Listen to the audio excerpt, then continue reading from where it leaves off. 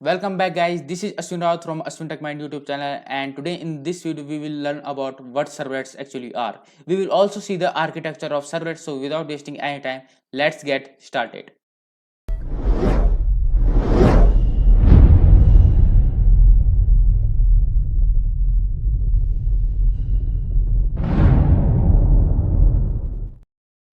तो गाइज यहाँ पर हमारा जो सर्वलेट ट्यूटोरियल है पहला ट्यूटोरियल है जिसके में हम जानेंगे कि सर्वलेट एक्चुअली में होते क्या हैं, और साथ ही साथ हम आर्किटेक्चर में भी देखेंगे और वर्किंग भी देखेंगे सर्वलेट की, सर्वलेट एक्चुअली में कैसे काम करते हैं।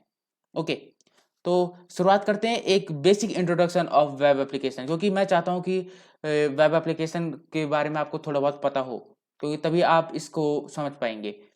तो web applications are the application that can be accessed by any web browser. तो वेब एप्लीकेशंस वो एप्लीकेशंस होती है जिनको हम एक्सेस कर पाते हैं वेब ब्राउजर की मदद से। अब यहाँ पर जो वेब ब्राउजर वो क्या होता है? वेब ब्राउजर एक प्रकार का ब्राउजर होगा जो हमारी रिक्वेस्ट को फॉरवर्ड करता है वेब सर्वर की तरफ। तो वेब ब्राउजर को तो ज़्यादा जानने की मेरे हिसाब से यहाँ पर जरूरत है नहीं, क्योंकि आपको भले ही डेफिनेशन वेब ब्राउजर की पता ना हो, लेकिन आप सब अपनी लाइफ में वेब ब्राउजर का इस्तेमाल जरूर करते हैं, such as Google Chrome, Safari, Opera, Firefox वगैरह वगैरह। ओके, तो ज़्यादा इसमें डिटेल में नहीं जाएंगे, सीधा जाते हैं दूसरे पॉइंट में, जो कि है these applications are hosted on web. ये बात वैसे मैं आपसे पहले वाली वीडियो में भी डिस्कस कर चुका था, जो कि था सर्वलेट ट्यूटोरियल 0। उसमें भी मैंने आपसे वेब एप्लीकेशन के बारे में एक छोटा सा जिक्र किया था, लेकिन इस पर भी थोड़ा सा प्रकाश डालेंगे कि these applications are hosted on web.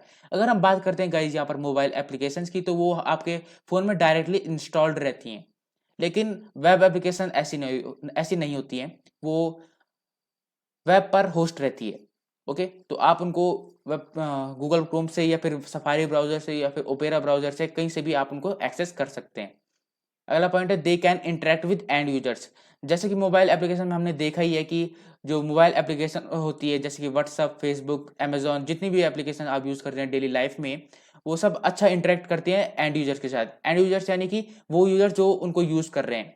तो जो इंटरेक्शन होता है वेब एप्लीकेशन और एंड यूजर्स के बीच, वो काफी अच्छा होता है as compared to websites. Okay, तो एग्जाम्पल की बात कर लें तो यहाँ पर इसके कुछ एग्जाम्पल हैं, जैसे कि Amazon, Facebook and Google apps.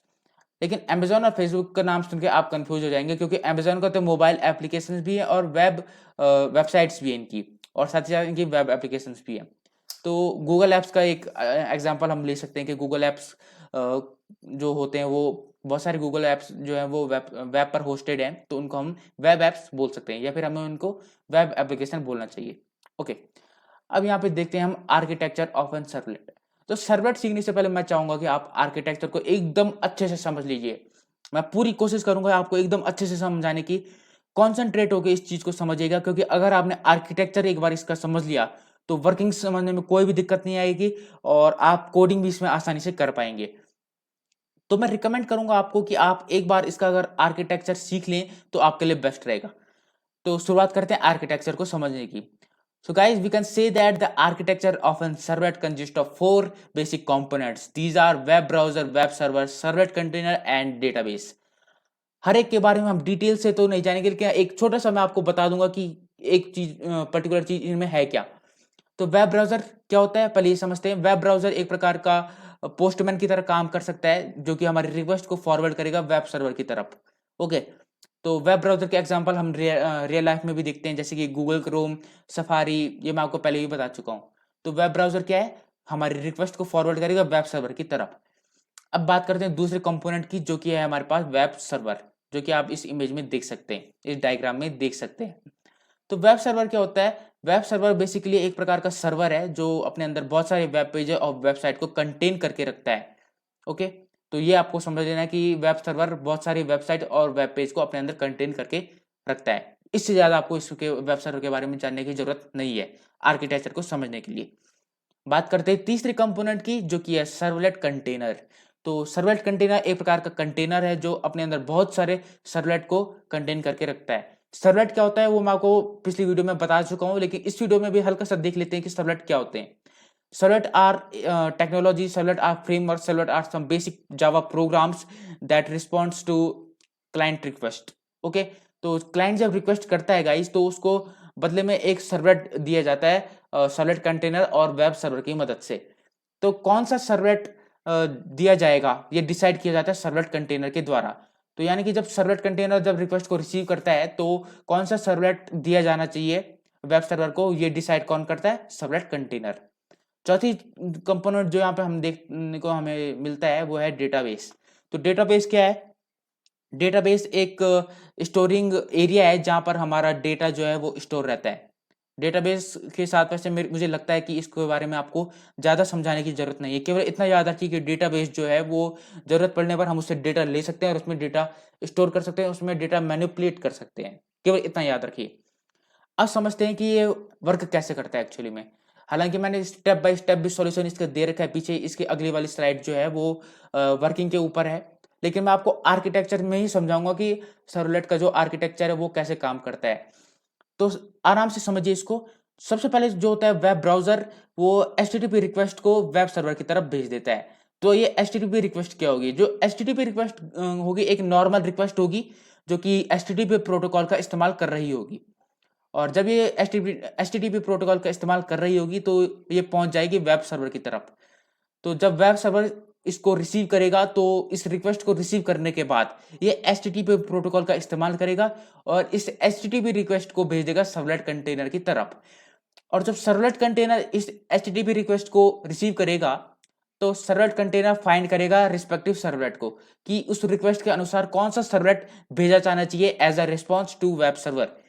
यानी कि मेरे कहने का मतलब ये है, आप ध्यान से समझने की कोशिश कीजिए कि सर्वलेट कंटेनर जब एचटीटीपी रिक्वेस्ट को रिसीव कर रहा है, ये जो आपको दिख रहा है सर्वलेट कंटेनर जब ये रिसीव कर रहा है रिक्वेस्ट को, तो रिसीव करने के बाद सर्वलेट कंटेनर फाइंड करेगा सर्वलेट को कि कौन सा सर्वलेट अब रिस्पॉन्स में भेजना है रिक्वेस्ट को देख करके। तो जब ये रिक्वेस्ट को देख लेता है तो ये सर्वलेट को फाइंड करना स्टार्ट कर लेता है, और जब ये सर्वलेट को फाइंड कर लेता है तो ये रिस्पॉन्स में as a response web server को भेज देता है। तो जब ये भेज लेता है वेब सर्वर को तो ये एचटीटीपी रिस्पॉन्स का इस्तेमाल करता है, यानी कि एचटीटीपी प्रोटोकॉल का इस्तेमाल अभी भी हो रहा है। रिक्वेस्ट भेजने के टाइम पे तो एचटीटीपी प्रोटोकॉल का इस्तेमाल हो ही रहा है, लेकिन जब रिस्पॉन्स भेजा जा रहा है वेब सर्वर की तरफ तब भी एचटीटीपी प्रोटोकॉल का ही इस्तेमाल हो रहा है। तो जब यहाँ पे वेब सर्वर एचटीटीपी रिस्पॉन्स को रिसीव कर लेगा सर्वलेट कंटेनर के द्वारा, तो अब वेब सर्वर काम यहाँ पे शुरू होता है। वेब सर्वर एचटीटीपी रिस्पॉन्स को रिसीव कर लेता है और इस एचटीटीपी रिस्पॉन्स को रिसीव करने के बाद ये वेब ब्राउजर को रीडायरेक्ट कर लेता है। अब जो वेब ब्राउजर होता है जब उसके पास एचटीटीपी रिस्पॉन्स आ जाता है तो ये एचटीएमएल डॉम का इस्तेमाल करता है। डॉम यानी कि डॉक्यूमेंट ऑब्जेक्ट मॉडल। अगर आपको फ्रंट एंड की टेक्नोलॉजीज के बारे में पता होगा तो आपको आई एम श्योर कि आपको डॉम के बारे में भी पता ही होगा। मैं ज्यादा डॉम के बारे में आपको इस वीडियो में नहीं बताने वाला हूँ। तो जब रिस्पॉन्स रिसीव कर लिया जाएगा वेब ब्राउजर के द्वारा तो एचटीएमएल डॉम के द्वारा वेब ब्राउजर रिजल्ट को डिस्प्ले करेगा। तो ये मैंने आपको पूरा आर्किटेक्चर समझा दिया सर्वलेट का। अब देखते हैं कि वर्किंग क्या है। वर्किंग में ज्यादा कुछ नहीं है, मैं आपको पहले ही आर्किटेक्चर में बता चुका हूँ कि कैसे वर्क करता है, लेकिन फिर भी स्टेप बाय स्टेप एक एक पॉइंट को हम इलस्ट्रेट करेंगे, डेमोन्स्ट्रेट करेंगे। पहला point, first of all client send the request to web server. ये हमने पिछले डायग्राम में देख लिया था कि क्लाइंट कैसे रिक्वेस्ट सेंड कर रहा है वेब सर्वर को एचटीटीपी प्रोटोकॉल का इस्तेमाल करके। क्योंकि वो एचटीटीपी प्रोटोकॉल का इस्तेमाल कर रहा है इसलिए हम उसको बोलेंगे कि वो एचटीटीपी रिक्वेस्ट भेज दे रहा है। ओके, दूसरा पॉइंट है यहाँ पर then web server receive the request send by client. अब जो यहाँ पे वेब सर्वर है गाइस, तो वो क्लाइंट के द्वारा भेजी गई रिक्वेस्ट को रिसीव कर रहा है। ओके, अभी रिस्पॉन्ड नहीं कर रहा है, अभी केवल रिसीव कर रहा है वेब सर्वर। ओके, तीसरे पॉइंट में हमने देखा कि web server forward the request to servlet container. तो वेब सर्वर अभी तक कुछ नहीं कर रहा है, अभी तक बस वो रिसीव कर रहा है रिक्वेस्ट को और उसके बाद वो फॉरवर्ड कर रहा है रिक्वेस्ट को सर्वलेट कंटेनर की तरफ। सर्वलेट कंटेनर क्या हुआ? सर्वलेट कंटेनर एक प्रकार का कंटेनर है जो बहुत सारे सर्वलेट को अपने अंदर कंटेन करके रखता है। और चौथा पॉइंट क्या है यहाँ पे? चौथा पॉइंट है यहाँ पे servlet container find the respective servlet according to the request. तो जब सर्वलेट कंटेनर के बाद रिक्वेस्ट आ जाती है तो उसके बाद क्या होता है, जब सर्वलेट कंटेनर के बाद रिक्वेस्ट आ जाती है तो वो रिस्पेक्टिव सर्वलेट को फाइंड करता है अकॉर्डिंग टू द रिक्वेस्ट। माना यूजर ने 2 नंबर को ऐड करने का रिक्वेस्ट भेजी है, तो अब 2 नंबर को ऐड करने का सर्वलेट कंटेनर फाइंड करेगा। हालांकि मुझे पता है वर्तमान समय में अगर कोई यूजर ऐसा सर्च नहीं करेगा, उसके पास कैलकुलेटर है, लेकिन फिर भी मैं आपको एक छोटा सा एग्जांपल दूंगा कि अगर एक पर्टिकुलर रिक्वेस्ट के लिए सर्वलेट को भेजना हो तो उसके लिए सर्वलेट कंटेनर रिस्पॉन्सिबल है। ओके, फिफ्थ पॉइंट यहाँ पे आता है कि जब servlet container then send the response to the web server. तो जब एक बार उसने फाइंड कर लिया कि कौन सा सर्वलेट भेजना है, तो उसके बाद सर्वलेट कंटेनर HTTP रिस्पॉन्स का इस्तेमाल करता है और वेब सर्वर को रिस्पॉन्स भेज देता है। HTTP रिस्पॉन्स मतलब अभी भी HTTP प्रोटोकॉल का इस्तेमाल किया जा रहा है रिस्पॉन्स को भेजने के लिए। ओके, तो अब जब वेब सर्वर सर्वलेट कंटेनर की मदद से रिस्पॉन्स को रिसीव कर लेता है, तो अब यहाँ पे वेब सर्वर का काम शुरू होता है। Then web server send the response to the client. अब जब वेब सर्वर रिसीव कर लेता है रिस्पॉन्स को, तो अब वो फॉरवर्ड कर देगा वेब ब्राउजर को, यानी कि क्लाइंट को। Then client browser uses HTML DOM to display the response in the user screen. तो जब एक बार क्लाइंट के ब्राउजर ने उस रिस्पॉन्स को अपने पास ले लिया, यानी कि रिसीव कर लिया, उसको प्राप्त कर लिया, तो अब HTML DOM यहाँ पर रोल प्ले करता है और HTML DOM की मदद से जो रिजल्ट आया है उसको डिस्प्ले किया जाता है यूजर के ब्राउजर पर। तो ये मैंने आपको पूरी वर्किंग समझा दी है गाइस कि कैसे सर्वलेट एक्चुअली में वर्क करते हैं। तो अगर आपको कोई भी डाउट है इसके बारे में, एक बार मैं आपको आर्किटेक्चर फिर से दिखा लेता हूँ। मैं आपको PPT भी इसकी प्रोवाइड करने की कोशिश करूंगा टेलीग्राम चैनल पे, और लिंक्स जितनी भी होगी वो आपको मिल जाएगी डिस्क्रिप्शन बॉक्स में। तो गाइज आज की वीडियो में इतना ही है। अगर आपको कोई सवाल है तो उसको कमेंट में जरूर दागिए, और आने वाली वीडियो में हम देखेंगे कि सर्वलेट की लाइफ साइकिल क्या है, क्या वो लाइफ साइकिल मेथड्स हैं। और एक और बात मैं आपको बताना चाहूंगा कि एक या दो वीडियो में हम एक्लिप्स को भी कन्फ्यूर कर देंगे अपने सर्वलेट के लिए। तो आप भी समझ के चलिए कि 2 या 3 वीडियो के बाद हम कोडिंग करना स्टार्ट कर देंगे सर्वलेट में।